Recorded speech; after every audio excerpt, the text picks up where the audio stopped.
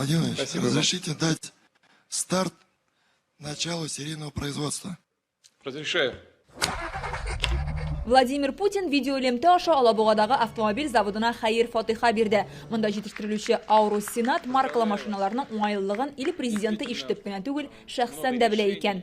Это значимое событие для российского автопрома, для отечественной промышленности в целом. Уверен, что автомобили, которые сойдут с ее конвейера, будут пользоваться спросом.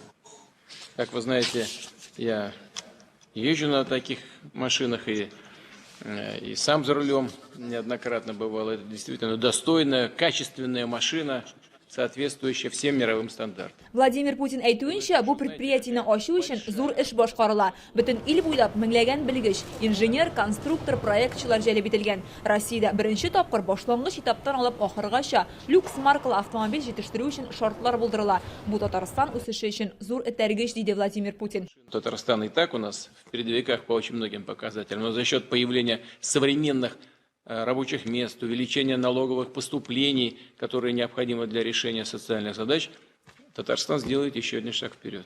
Җыелган машиналарның 70% экспортка, чит илгә чыгарылачак. Беренче заказлар Берләшкән Гарәп Әмирлекләренә һәм Якын Көнчыгыш илләренә җибәрелә. Это будет самый российский автомобиль. Автомобиль базарындагы башка җитештерүчеләр белән чагыштырганда бу автомобильне тулысынча Россиянеке дияргә була, чөнки детальләре үзебездә ясала. Киләчәктә без елына 5000 машина чыгарырга җыенабыз. Алабуга махсус икътисади зонасы яңа завод өчен очраклы сайланмады. Аурусның партнерлары Soler заводы янәшәдә урнашкан. Автомобильнең башка компонентларын җыючылар да күршедә генә. Это только начало. Будет большое продолжение. На платформе Ауруса будет много разных изделий. И, конечно же, для татарстанских поставщиков компонентов это тоже возможность поставить сюда компоненты. Ну и рабочие места. Әлегә конвейердан Aurus Senat автомобильләре төшә. Киләчәктә лимузин, мини-веннар да җыярга исәпләре бар. Татарстан – это одно из самых передовых. Татарстан Россиянең алга киткән төбәге. Монда иң яхшы технологияләр тормышка ашырыла. Менә Aurus, монда КамАЗ. Бу заводта автомобильләрне буш кузовтан алып, әзер булганчы җыялар. Бу тулысынча автоматлаштырылган конвейер, монда 57 кеше эшли. Әйтик, менә шушы автомобильне җыю өчен 2 көн вакыт кирәк. Заводта 100 кешегә эш урыны булдырылган. Заказлар бар. Беренче 2 машина как раз шул беренче станцияда тора, җыярга әзерләнәбез.